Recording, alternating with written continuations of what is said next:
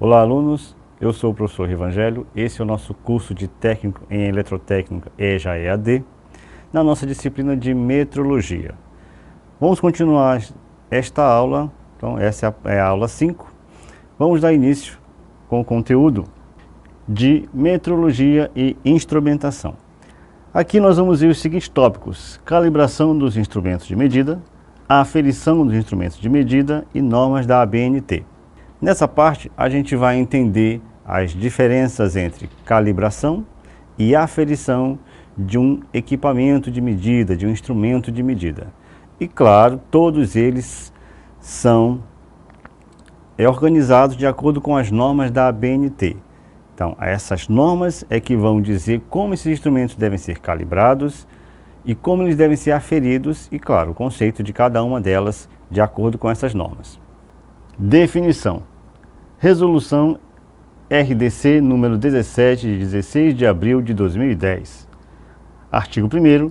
Esta resolução possui o objetivo de estabelecer os requisitos mínimos a serem seguidos na fabricação de medicamentos para padronizar a verificação do cumprimento das boas práticas de fabricação de medicamentos, BPF, de uso humano durante as inspeções sanitárias. E aí você pergunta, mas por que estamos falando de medicamentos se estamos tratando de técnico em eletrotécnica? Aqui, como eu acabei de dizer, são as normas que os instrumentos de medida devem seguir para que sejam calibrados ou aferidos. Desta forma, eles foram organizados, devem seguir os padrões de acordo com esta norma que é utilizada para as medidas de medicamentos, tá? E aí tem medidas de balança, medidas, tá, de massa feitas pela balança, medidas de volume ocupado por um tipo de medicamento, do volume tanto seja líquido como um volume sólido de comprimidos ou de medicamentos líquidos também. Então todas essas normas devem ser atendidas dentro dos instrumentos de medida para que eles se encaixem dentro do que está sendo cobrado aqui. Então, a norma é principalmente para medicamentos, mas isso não quer dizer que a gente não possa utilizar essas normas para qualquer tipo de instrumento de medida. Então, seja ele qual for, deve seguir essas normas, independentemente do objetivo da norma. Definição de calibração.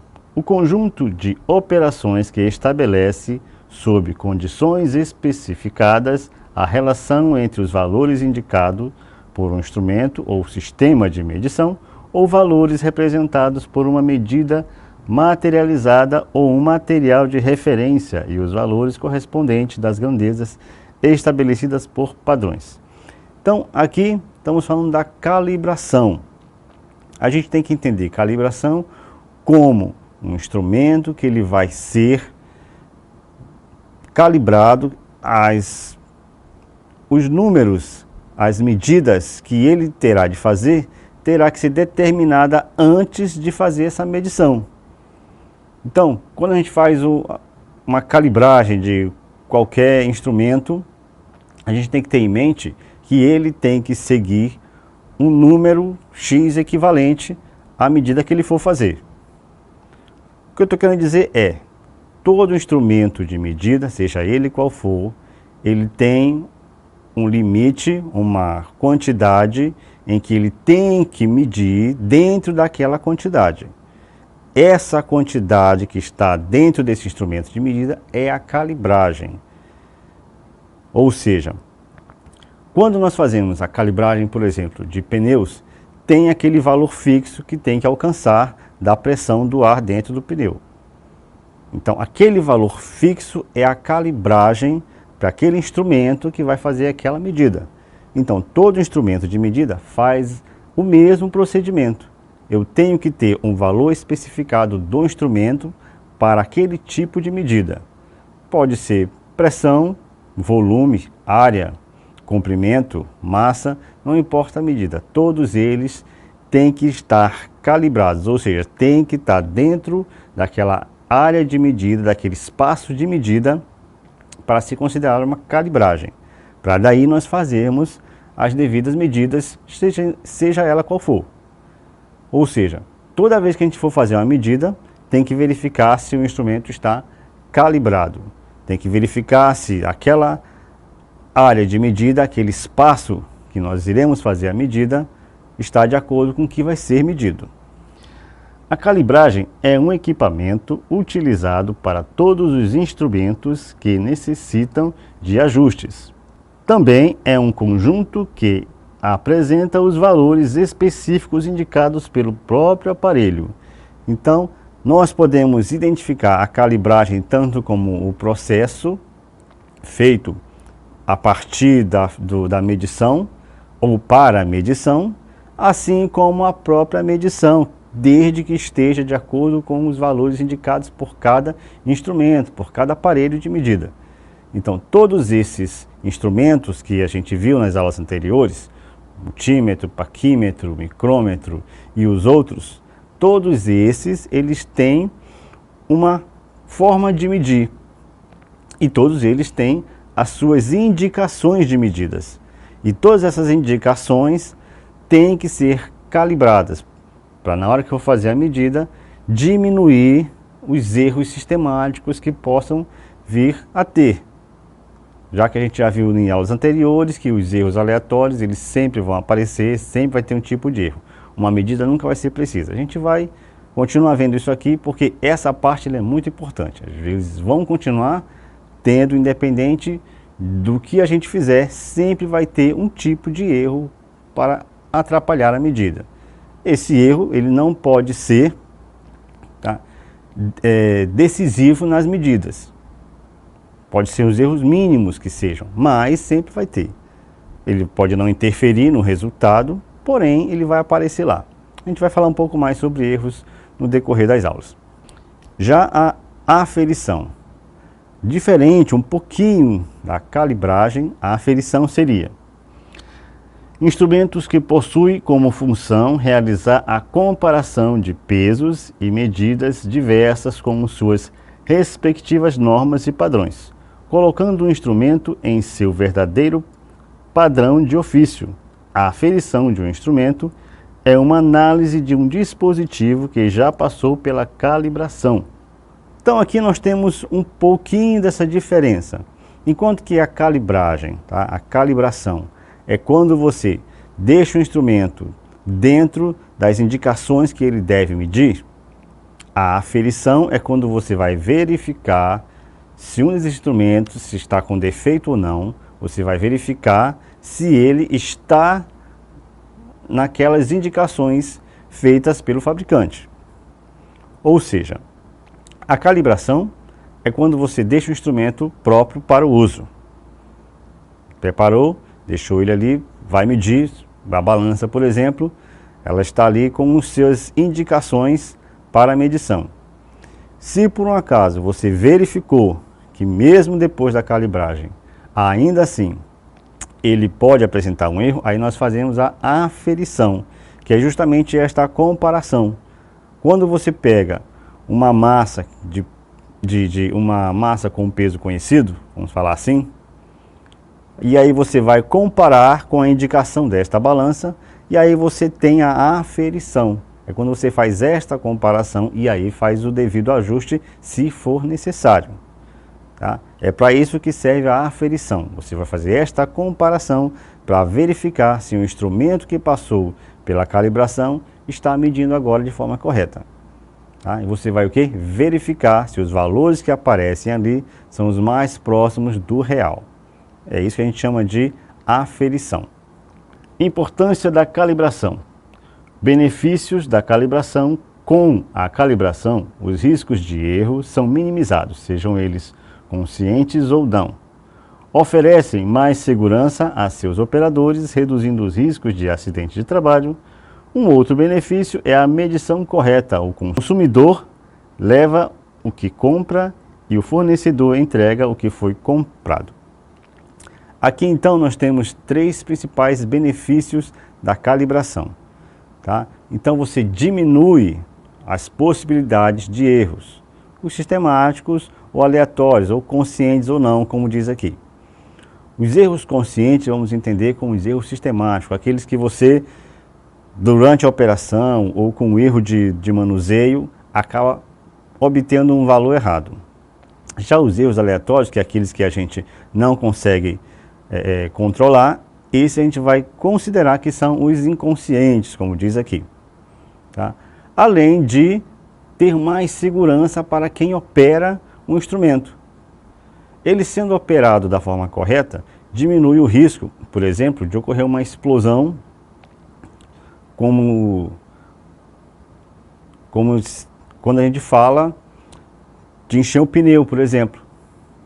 Tá? Ali, quando estiver enchendo o pneu, se ele não tiver calibrado da forma correta, aquele instrumento, tá? Quem estiver operando ali pode sim sofrer um acidente. Então, por isso, a importância da calibração ou da calibragem da forma correta. Então, para que isso ocorra, o instrumento de uso, o instrumento de medida, ele tem que estar calibrado da forma correta. Claro, e além de a pessoa que comprar um produto, falando aqui de massa novamente, a pessoa que comprar 1 quilo de alguma coisa, com a balança calibrada da forma correta, a pessoa que comprou vai receber o mais próximo possível, como diz aqui, né, diminuindo os erros, e o fornecedor vai entregar o mais próximo possível daquilo que foi comprado. Então, essas são algumas vantagens, tá, da calibração feita da forma correta. Então, segurança, mínimo de erros e entregar e receber aquilo que foi comprado. Quando deve ser feita uma aferição? Ela é solicitada dependendo da variação ou gravidade que o dispositivo apresenta. É um programa de calibração de aparatos de medições e periodicidade de aferição é um item importante para checar a confiabilidade da instrumentação que passa pelas análises. Então, como eu falei, depois de feita a calibração, aí nós vamos verificar se o aparelho, se o instrumento está medindo da forma correta. E aí, como diz aqui, é feita a aferição. Claro, não há a necessidade de verificar isso logo.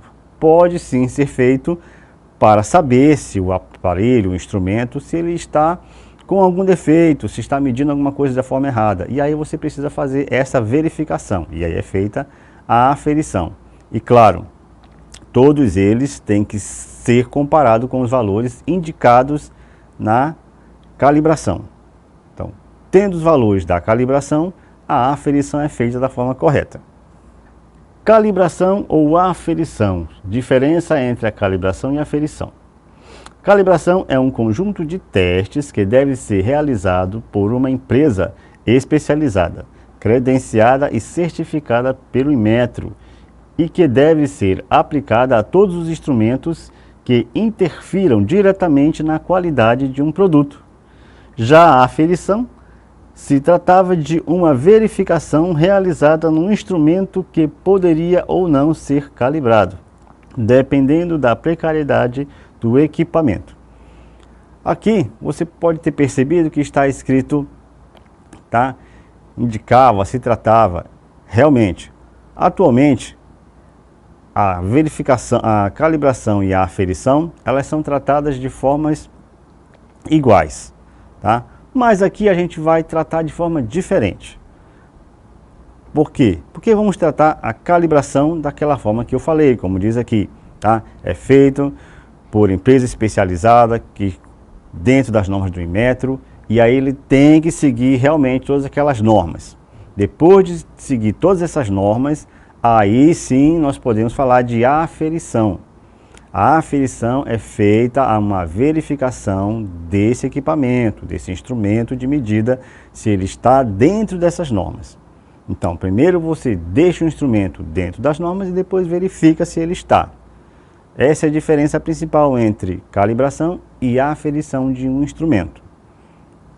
Porém, você deve ter percebido aqui que é o Inmetro que faz esse tipo de atividade. Então, o Inmetro trabalha aferição e calibração da mesma forma atualmente, tá? mas antigamente não era tratado da mesma forma, eram duas ações diferentes.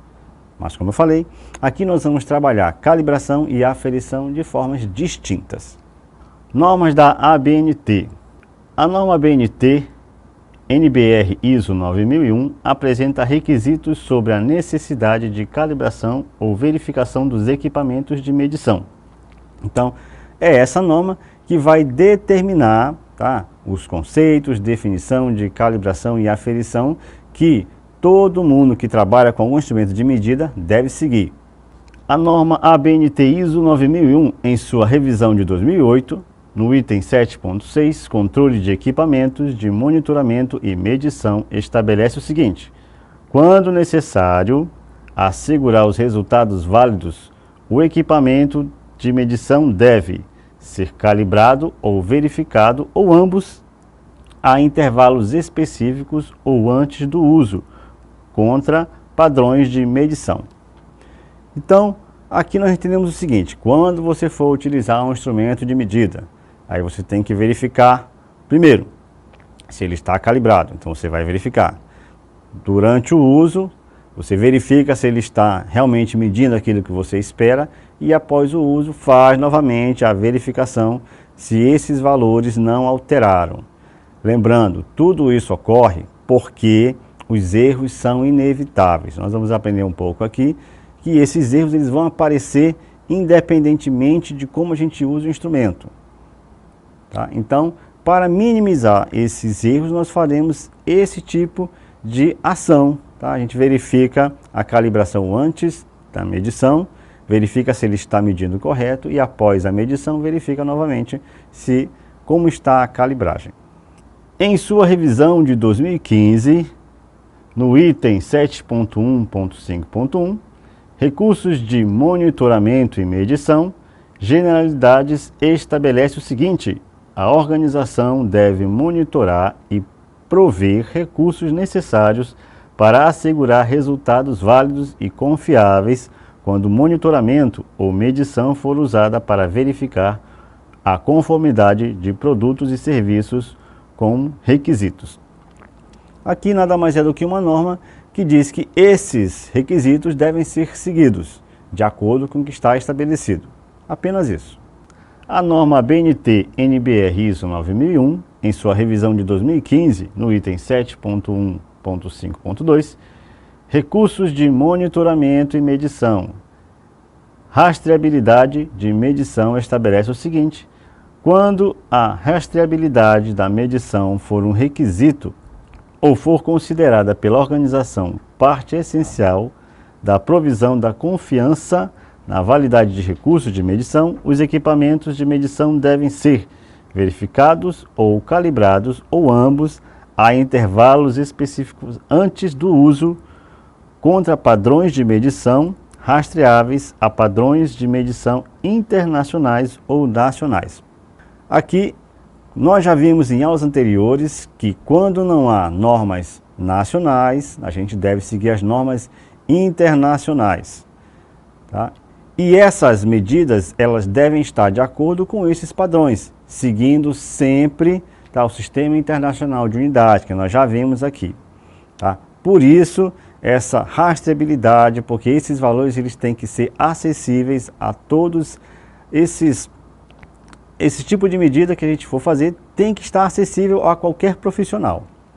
Podemos ver que, quando precisamos atender a requisitos, ou seja, temos tolerância de processos ou produtos definidos, utilizamos equipamentos de medição para controlar esses requisitos. Devemos verificar ou calibrar, ou ambos, esses equipamentos de medição. Então, sempre que nós precisamos fazer qualquer tipo de medida, eu falei, seja ela qual for, tá? Esses equipamentos, seguindo as normas que nós vimos aqui, tá? As regras do Inmetro, eles têm que ser verificados ou calibrados, principalmente antes de fazer uma medida. Mas eles não impedem que seja feito também após feita a medida, para verificar se não houve nenhuma alteração durante o procedimento de medida, utilizando qualquer instrumento. Aqui a gente encerra a nossa quinta aula.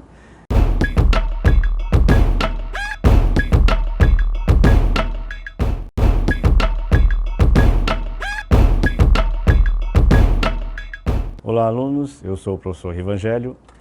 Este é o nosso curso EJA EAD de Técnico em Eletrotécnica. Estamos nas aulas de Metrologia e Instrumentação e hoje é a nossa sexta e última aula dessa disciplina. Nós vimos aqui principalmente alguns tipos de instrumentos de medida e o mais importante que uma medida ela nunca é exata. Por mais próximo que seja do valor real, sempre vai ter ali em algumas casas decimais algum valor que não é exato. Isso ocorre por diferentes instrumentos, por diferentes ações, por diferentes causas que a gente não consegue evitar. Porém, algumas dessas causas a gente evita, só que não dá para eliminar todas. Tá? Então, os erros, eles vão fazer parte sempre de uma medida. O que nos resta é minimizar esses erros, diminuir ao máximo, tá, as chances de errar e assim se aproximar do valor real daquela medida que está sendo feita. Aqui nós vamos ver então um pouquinho, nós não vamos nos aprofundar na parte matemática, vamos entender um pouco mais do conceitual. A parte matemática dessa estatística, vocês vão ver em disciplinas específicas de cálculo com matemática. Estatística aplicada à metrologia, grandeza eletrônica, cálculo de incerteza de medição. Então aqui nós vamos ver um pouquinho desses cálculos, mas como eu falei, a parte específica de cálculo vocês vão ver em disciplinas próprias de cálculo de tolerância, de estatística. Então esses cálculos específicos vocês irão ver nas disciplinas de matemática com esse conteúdo. Estatística, definição.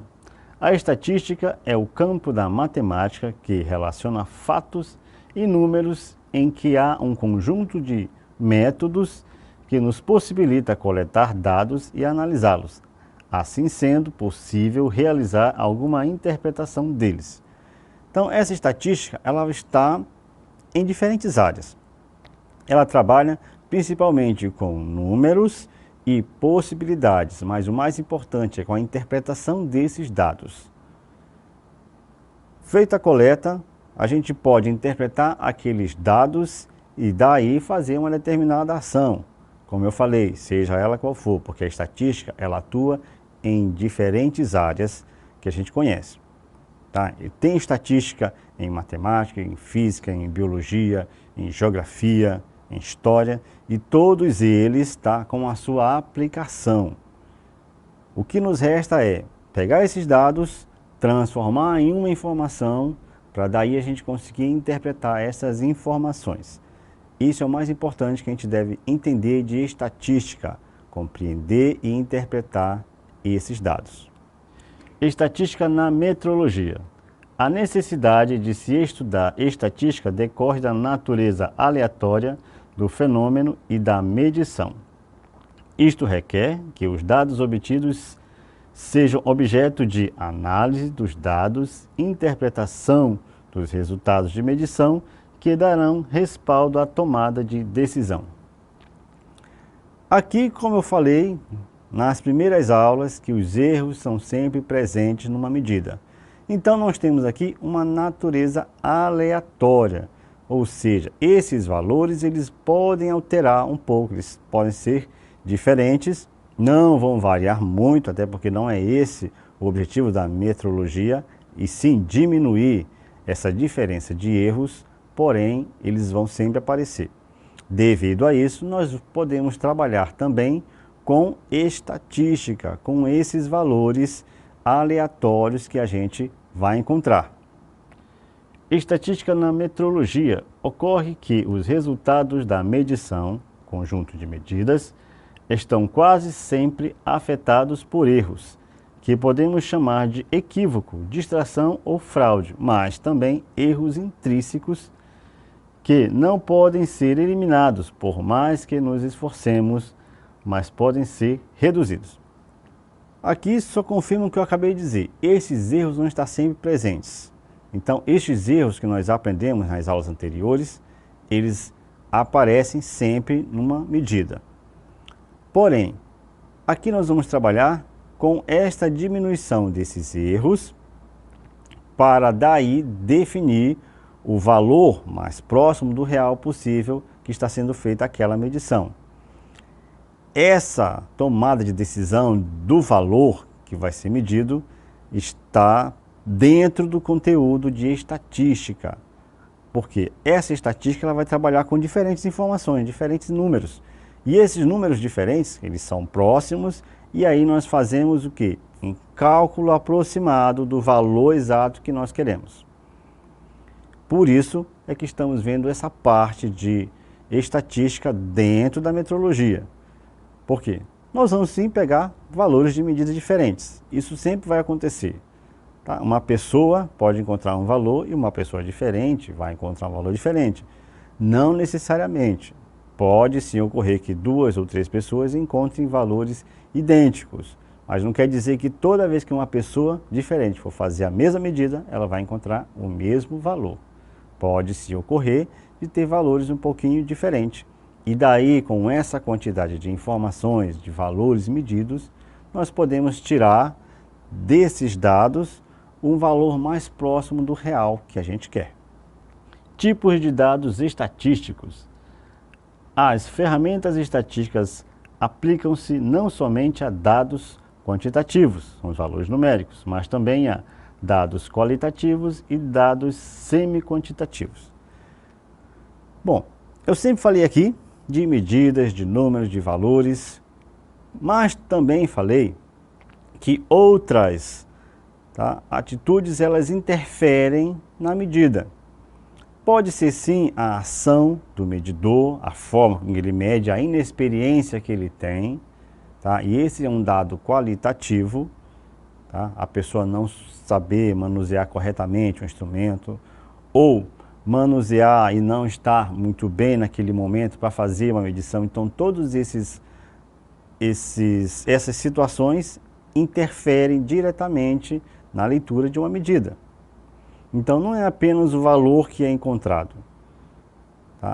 É também temperatura que pode interferir na medida, temperaturas muito altas, temperaturas muito baixas que podem variar naquela medida, a umidade. Eu já falei anteriormente em outras aulas que muitos outros fatores interferem na medida. E aí nós temos que ficar atento. Então, todas essas informações que não são necessariamente o valor medido, são as informações qualitativas e a semi-quantitativa, que são aqueles em que a umidade, por exemplo, do ar interfere numa medida do valor de uma balança, por exemplo. Então, nós temos ali um dado semi-quantitativo, porque ele interfere no valor, mas ele está relacionado à qualidade do ambiente, do local. Então, essas informações também irão resultar numa medida diferente. Vamos entender uma coisa. O valor numérico encontrado são os dados quantitativos. Os dados qualitativos estão referentes principalmente ao operador, que pode ser inexperiente ou pode não estar vindo muito bem, enxergando muito bem, por qualquer detalhe que seja, algo no operador interfere que ele faça a leitura correta. Ou ainda o semi-quantitativo, que é o valor que nós vemos, mas dependendo do ambiente que está ali. Aquele valor numérico, que é um dado quantitativo, é resultado de um dado qualitativo do ambiente, que resulta do ambiente. Daí nós temos o semi-quantitativo. Grandezas eletroeletrônicas. Principais grandezas elétricas. Aqui nós vamos conhecer algumas das principais. Nós não vamos ver todas, porque eu teria que falar de todas, e isso também é para um outro conteúdo, é para uma outra disciplina que vocês também irão ver. Mas aqui nós vamos ver algumas das principais grandezas e unidades de medida em que essas grandezas se encaixam, só para a gente conhecer um pouco. Vamos lá. Resistência elétrica é a oposição dos materiais à passagem da corrente elétrica. Então, a resistência elétrica, como está representado aqui, nós temos um resistorzinho, como vocês podem ver, e o símbolo dele em um circuito representado. representado pela letra R. Ele é dado em ohm, ou seja, a unidade de medida dele é o ohm, representado por essa letrinha grega aí que vocês estão verificando. Então, a resistência, ela é a dificuldade à passagem da corrente elétrica. Então, quanto mais resistência, maior será a dificuldade. Quanto menos resistência, menor será essa dificuldade. Porém, tem que entender uma coisa, todo e qualquer material, seja ele qual for, ele tem uma resistência à passagem. Sempre vai ter. Pode ser mínima, muito, muito pequena, mas sempre vai ter essa dificuldade à passagem da corrente. Então, aqueles que têm uma dificuldade muito, muito pequena, nós dizemos que ele tem facilidade em passar a corrente elétrica. E aqueles que têm uma dificuldade maior, nós dizemos que ele tem resistência. E aí nós falamos de resistência elétrica. Uma outra grandeza é a tensão elétrica, também conhecida por voltagem ou diferença de potencial, DDP.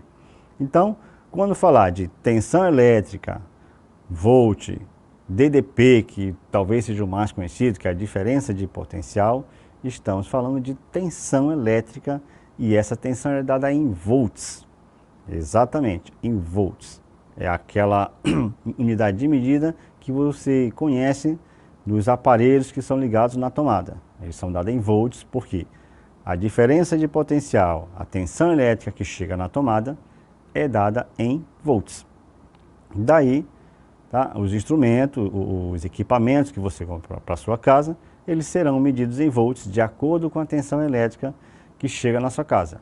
Principalmente 220, mas não quer dizer que só tenha essa. Tem também de 110, que nós não temos aqui, mas no Brasil tem, tá, a tensão elétrica de 110 nas casas. Mas para nós aqui é de 220 volts nas tomadas residenciais. Nós temos o seguinte também, essa tensão elétrica que vocês também irão ver, ela tem de dois tipos. Tá? Ela pode ser alternada e contínua. Vocês não vão ver aqui, mas tem esses dois tipos também. Principais grandezas elétricas. Corrente elétrica é originada a partir do movimento das correntes elétricas. É, portanto, o fluxo de cargas por unidade de tempo dado ampere. Aqui nós temos então o quê? Nós temos aquele material que vai passar. Então nós temos a diferença de potencial, que vai fazer essa diferença. Então o que está em cima e o que está embaixo vai fazer diferença e ele vai cair. E quanto maior essa diferença, maior a tensão, maior a voltagem que vai chegar ali. E essa dificuldade a essa passagem, tá, é a resistência, e aquilo que vai passar é o que a gente chama de corrente. A gente pode entender também que a corrente elétrica nada mais é do que o fluxo ordenado de elétrons. E aí nós temos um fluxo. Quando é criada uma diferença de potencial, esses elétrons eles se alinham e seguem o fluxo. Como vocês podem acompanhar na imagem aqui, eles seguem um sentido, tá, essa corrente. Então nós teríamos o quê? A pilha, como aparece aqui, como a fonte ou a tensão. Nós temos o fio condutor, que é também uma resistência, como eu falei, todo material tem a sua resistência, e o que passa ali é a corrente elétrica que nós estamos falando agora. E a unidade de medida da corrente é o ampere. E claro que nós temos as suas subunidades, né? O miliampere, o microampere, mas a unidade de medida básica da corrente é o ampere. O que é incerteza de medição? É uma estimativa que quantifica a confiabilidade do resultado de uma medição. Portanto, quanto maior é a incerteza de medição, menor é a confiabilidade do resultado. Vimos em aulas anteriores, tá, que esses erros, eles geram o que a gente chama de uma curva gaussiana, que é essa curva que aparece aqui na imagem. Tá, essa imagem curvada assim. Quanto mais estreita, menos erros, tá? E menor será a incerteza. Mas como diz aqui, ó, quanto maior a incerteza, menor é a confiabilidade. Ou seja, menor é a certeza de que aquele valor está próximo do real. Tá? Além disso, nós vimos erros sistemáticos e aleatórios.